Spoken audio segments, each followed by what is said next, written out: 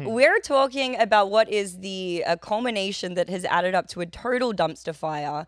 And that culmination is Gen Z, feminism, mixed with artificial intelligence technology.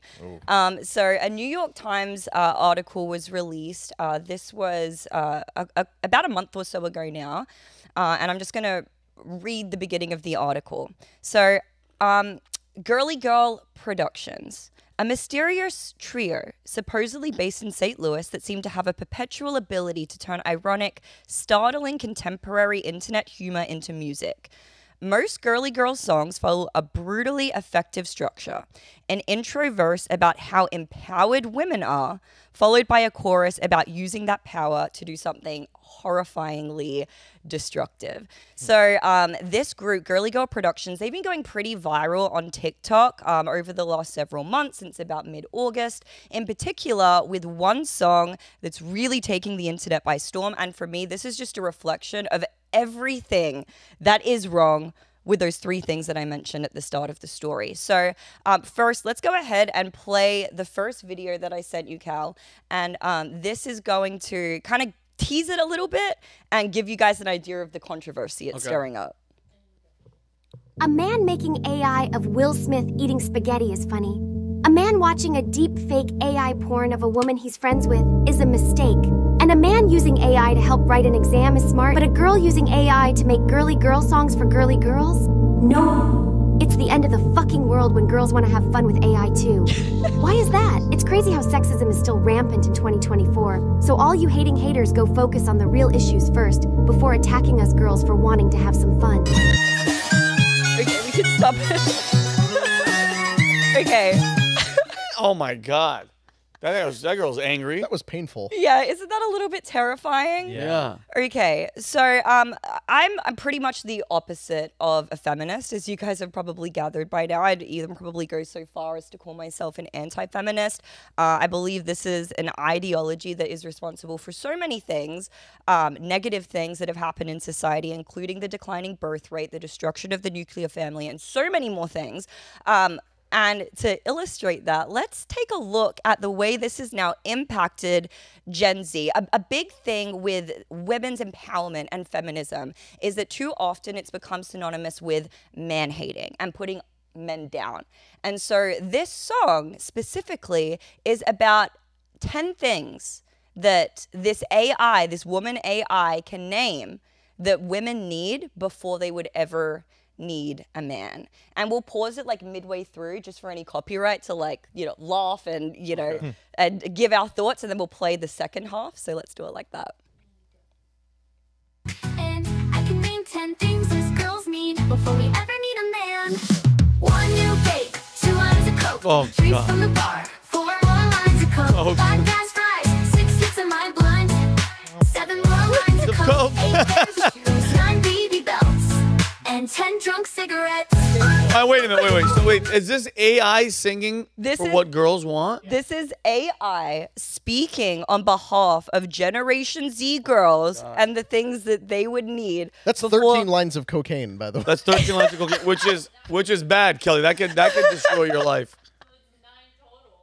It's absolutely insane. And for me, this is just the most scathing indictment of Generation Z to say, hey, we've analyzed all of the data and it turns out girls just want cocaine. Like, that's basically guys, I'm not gonna lie, Amy, kind of a catchy song. I'm gonna be honest. Right. We'll play the second half and then it goes back into a chorus. Right. But 2 more lines of coke. 14. Yeah. Seriously, I don't need anything from a man. Actually, maybe give me some money. I don't need money from a man, I got my own, but I want money from a man. I want money, but she's like, I don't want it, but you know what? I really do need money from a man. You confusing AI robot biatch. Amy played this video for me a couple days ago, and so we've been laughing about it in the intervening time. But do you guys remember earlier this year when Dylan Mulvaney released a music video for a song he wrote and performed called Days of Girlhood? Yes. Horrible. The lyrics to this are no different to Dylan Mulvaney's thing, where he's talking about like, oh, what's my weekly schedule look like as a girl? pick up prescription drugs and spend money on things shopping and then go flirt for free drinks and like it's exactly the same. So the AI is actually very spot on here. Yeah, Wait, they flirt for free drinks? Oh, you wouldn't know to think it or to see it, but Free drinks at the Thought they bar. were- yeah, but and 'Cause I Dylan was the Mulvaney's funny song, comedian. Dylan Mulvaney's song, idea. but Dylan Mulvaney's song was like, take him home, and then he sees my wee wee, like, and then it's like, oh my god, like, you know what I mean, Jake? Like, he's like, I got him drunk, and oh my god, I'm a man. Oh my Fucking god. loser. Question, Amy. Loser. Number of feminists out there going up or down? Going Has up it or peaked? So listen, I've been feeling a little bit more optimistic about the world, especially as we're coming into like the third and fourth quarter of 2024. It seems like a lot of people are starting to like correct course. They're starting to kind of realize the absurdity, especially as there's more people and platforms like this one that are out there consciously trying to debunk the lunacy. So I think it has gone down a little bit. However, still definitely on an upwards trajectory overall, especially during like from the 2020 kind of time period up until I'd say probably the first half of this year. Yeah. Yeah. What do you think? I think the number's going down because I see a lot more conservatism amongst college campuses. Like, there's girls now that are trolling liberal guys, saying like, oh yeah, I don't know how they could date a liberal guy because like they're like, I don't want a guy who's like feminine, has blue hair, and paints their nails. And, Like the guys what from the their Kamala feelings- ad. And you know, Yeah. when they try to act masculine, it's like you get no bitches, dude. It's Yeah, very you're going backwards. yeah. It's like I think people are starting to become like more realistic because like the craziness has like sort of peaked and like jumped the shark or whatever that term is for the like once things like get kind of corny. Yeah. So you know, I think that I hope the feminism has peaked. I feel like it's peaked because there's a lot more conservatism amongst young people, and you're just walking around talking to people. And wasn't the goal of feminism to like get women to be, equal? And I mean, guys, women are, I don't know if you guys have noticed, they're kicking ass. They're freaking presidents of companies. Women are on fire. And okay, phase one of feminism, I think, was a healthy thing because like there that's was fine. like a regressiveness towards like how stuff was done at work and whatnot. But phase two, toxic. Yeah, no, phase mean, 2 is toxic, but I mean, women are winning. I actually feel like women are not winning as much as they were 20 years ago because there is this weird attack on women by infusing these trans men who are pretending and wearing dresses and making us now reimagine women as that. Right? We now have to treat, and I'm sorry that this is going to come off as insensitive. Do it. But No, don't- weirdos and freaks who Yes. are dressing up and pretending. There's a difference between actually being trans and it is a mental disorder. It is. I have mental disorders. There's nothing Is wrong. trans one of them? What's that? Never mind. Is trans trans one of them? only on the weekends. But it clearly is a mental disorder, right? And it's okay to have a mental disorder. The problem is when you try and normalize that mental disorder and then you make society make that unnormal behavior act as if it's normal behavior. So then we attack women by allowing these weirdos to go into women's rooms and shave their beards in the mirror and whip out their dicks in front of girls. Like, I actually feel like women have to fight back to regain what they had 20 years ago because of the trans movement taking away, not necessarily rights, but actually making the world question Matt Walsh's documentary, What is a Woman? That shouldn't be a question. Yeah. You're a woman. Kelly's a woman. If Brandon puts a dress on, he's still Brandon. He still has a dick and balls, and he's Yep. still a man. Always. He's just now a man dressing like a weirdo. Yeah. I think this is a good time to bring up. You guys saw what was going on with the contestant from The Bachelor, right? Yes. The contestant who all of a sudden he claimed to be trans. Yes. And he was fully accepted and adopted into the left. He was literally called the hairy version of Dylan Mulvaney. And they took him in with open arms. But some people were able to kind of see the satire. They speculated, hey, maybe this is a bit. And he has now literally come out and admitted on a recent talk show that, yeah, the entire thing was a bit. I just wanted to What's his name, expose Rob? what is his name? Just put Bachelor Josh contestant. Cedar. Yeah, something. Bachelor fan?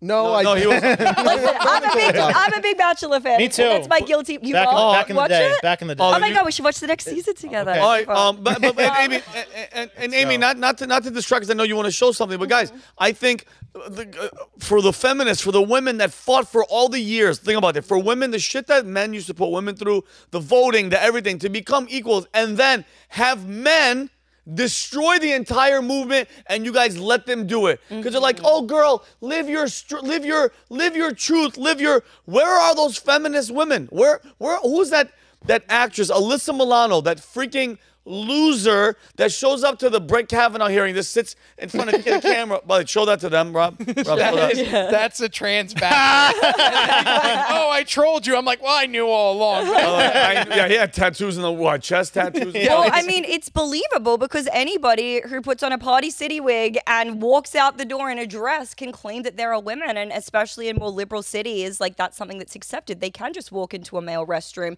The what's that gym's name? Where Crunch. Planet Fitness. Planet Fitness, where they can go in and be shaving their beard or balls, and the woman who takes the picture is the one who's blasted all over the internet as Planet the issue Fitness. for taking pictures inside of the restrooms. It's like, no, I'm trying to highlight something that is utterly absurd that is taking place, yet so many people still sided with that person. One more quick point I want to make, Rob, because I do want to bring up this chart. To what you said about the trans thing, yes, I do believe that this is a serious issue that has strongly impacted women today.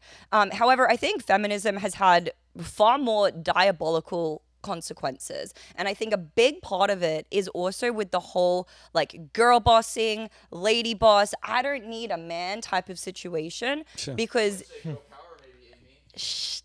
okay, and listen, no, we're not going to talk about that. Actually, I'm not ready. So, listen, being a wife, being a mother, having a family, maybe it's not for everyone, but you have to admit that this is a woman's natural proclivity. Like, she is nurturing, she is loving, she is the one, like a man, he is the protective provider, but the woman is the one who makes a house a home. And women are being taken out of their natural state of femininity and being taught to adopt all of these masculine qualities in order to be successful in the workplace. Because oftentimes to be that lady boss, that independent woman who doesn't need a man, you need to learn how to, be a little bit more disagreeable, be a little bit more argumentative, all of these things that, number one, tend to repel men, so you're making it more difficult for you to even attract somebody in the first place. But I feel sorry for all of these women who are going through their prime years. It's the perfect time for them to be able to settle down and find somebody, and yet because of society's brainwashing, they're focused on self-centered things that serve nothing more than their own purpose, and all they're doing is accumulating a bag oftentimes to later wake up in their 30s or 40s and realize I've been completely tricked and I have money, but I'm alone. And I'm not going to have any children or grandchildren to be able to make any of this count or make it have any meaning. Women like Chelsea Handler come to mind when we bring up these types of analogies, right? But it's this brainwashing, this women empowerment that, we can look at a song like that and say, okay, maybe it's a meme. Maybe they're just taking the stereotypes of girl bossing and cranking it up to an absurd extent. But, seeing a song like that, seeing how popular it is, and undoubtedly how many women actually fall into all of those 10 things that she described, it's sad to see, man. And it's contributing, again, to declining birth rates. It's contributing to the destruction of the nuclear family. Kelly, we can actually bring up this chart here, which is a really, really big indication. We can see that it's literally birth rates are falling off a cliff. What extent do you guys think that the advent of feminism and girl bossing and this whole thing is reflecting in that data? That's a direct completely. 100%. This was always the point. Yeah, no, Yeah. that and to offset inflation because, they started pushing this feminist propaganda right when they took us off the gold standard. So, it's always been a goal of them to reduce the birth rates and to, offset inflation by getting people to work more. And that single-handedly destroys nuclear family too, because you either create situations where women aren't getting married, aren't having kids, or two parents are out of the household and the kids are more controllable and influenceable. So think about all the things that the feminist propaganda movement achieved in one, offsetting the noticeable effects of inflation, eroding the nuclear family, and reducing the amount of women who have a family. Because they create these products where it's a completely undesirable woman in all fronts in terms of if you're combative and confrontational, no guy likes that. And then the guys who will tolerate that, they're not desirable to the feminist woman because I don't think any woman likes a guy who's just a bitch and will comply with anything. So the woman who's a feminist and abrasive, they won't respect the guy who's a bitch, but the guy who's a normal guy who won't take bullshit isn't going to take their bullshit. Yeah, exactly. Right? Yep. So they set them up completely for failure. There was a debate, I believe it was during the second wave of feminism, between one of the leading feminists and a very vocal anti-feminist. I'm forgetting their names right now, but you can look it up. I believe it was on video or transcribed. And the question was basically posed: if women are encouraged to go into the workforce, if they're supposed to go out there, should they still be presented with the option of being homemakers and stay-at-home moms and stuff? And the feminist scholar said no, they should not have that option, because if they're presented with that option, they'll take it. And I think part of where it gets to the point you said feminism's on the decline, you see women on social media all the time saying, why did we ever vote for this? Why were we ever okay with the push to get into the workforce? Yeah. All we had to do was stay at home and have dinner on the table around 5:30 when our husbands got home, and we got to do whatever we wanted all day. And you didn't get hit. Yeah. You guys see, did you see the video Thank of you the for girl that, Rob. crying, who's like, she's literally bawling her eyes out, saying like, I guess I'm gonna be a realtor. I'm gonna take you into this home and be like, do you like it? Do you want to buy it? Like, to personalize it, my wife is a pharmacy technician. She's worked at the place where she works for a number of years. She's very good at her job. All she wants to be is barefoot and pregnant in the kitchen. She is currently carrying our child. All she wants to do is stay at home and bake cookies.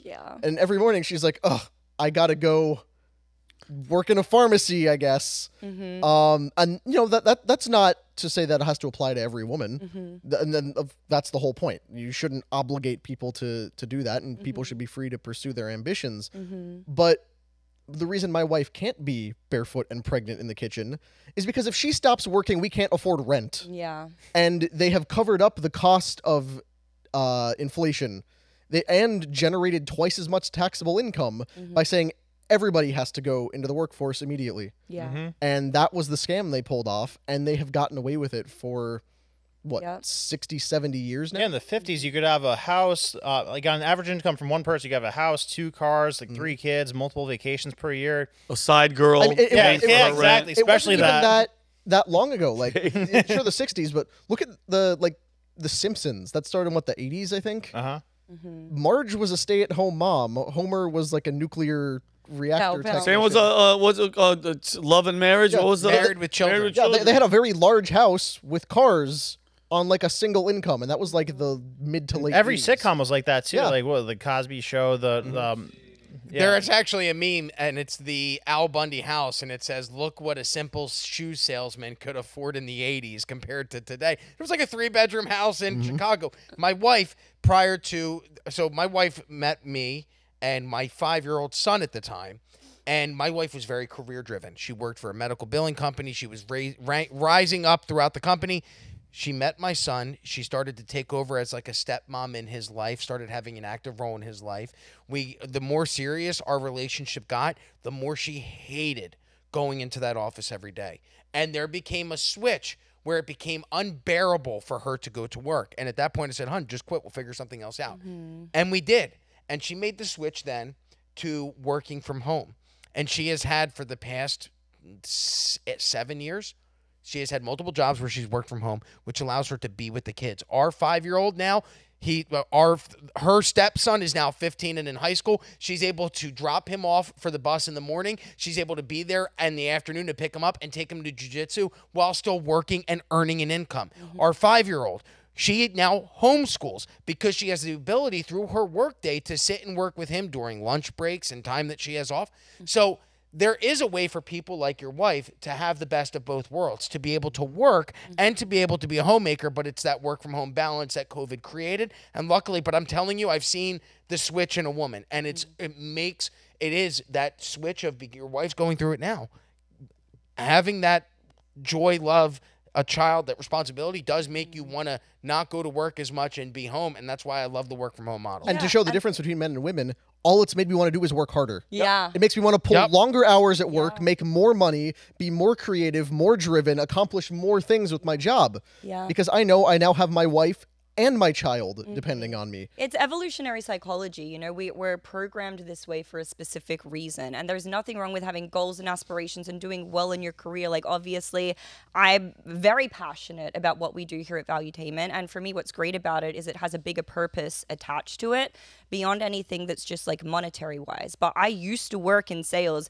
I've made a lot of money before, and I can say without a shadow of a doubt, I was not any happier when I was making ridiculous sum of money than what I currently am now, you know? So it doesn't make any difference, I think, to a woman so far as her level of happiness, aside from obviously having your basic needs met and like not living in survival mode, you know? And I'm sure there was a really good premise for feminism initially to some degree, but like many good ideas, they get hijacked for evil purposes. And the woman who actually ended up really starting the feminism movement was a woman called Kate Millett, I'm not sure if I'm pronouncing that correctly, but she's a known communist and Marxist. And so what you guys are talking about now, how people can't afford anything, this was always the goal. How much of an easier transition when no one can afford anything is it going to be for them to say, well, we should go to a socialized economy. We should, you know, usher in communism, socialism, all of these things. So I agree with you guys. I think it was actually planned. Maybe it had a good intention initially, but that intention was absolutely hijacked. Birth rates have dropped off a cliff, like we saw from that chart. Yeah. But the population's increasing. Yeah. And that is because they are importing people, a new generation of Americans Yeah. to supplement declining birth rates with people you can pay pennies to harvest crops for you. And that's what Bill Clinton said the other day. He's like, you know what? Yeah. And it's funny. I think we talked about it. The Democratic Party, the biggest hypocrites of them all. They're pro-abortion. They want you to kill it at any time. We don't give a shit. Then they complain about the decline in birth rate. And I think what you're talking about all these women that are just boss and they all fed into that, men, we don't need shit. Let's just go, girl. I'll get a cat and do my thing. It's just like these people that have transitioned, all these women and men that have transitioned, and they're not going to find out till 20 years later that it was the worst decision you've ever made in your life. Because instead of dealing with your gender dysphoria, which is a mental disease, instead of dealing with it and trying to figure out what's happening, what's causing it, they're just patting you on the back and going, go ahead, cut it off, go lop your breasts off. You have no idea what it's gonna become, and it's gonna be horrible. And I pray for these people that it's going to be horrible for all of them, and I wish them Godspeed, but it's not going to be looking good. So if you like this clip, click right here. And if you want to see more like it, click right here. Stay angry, Patriots.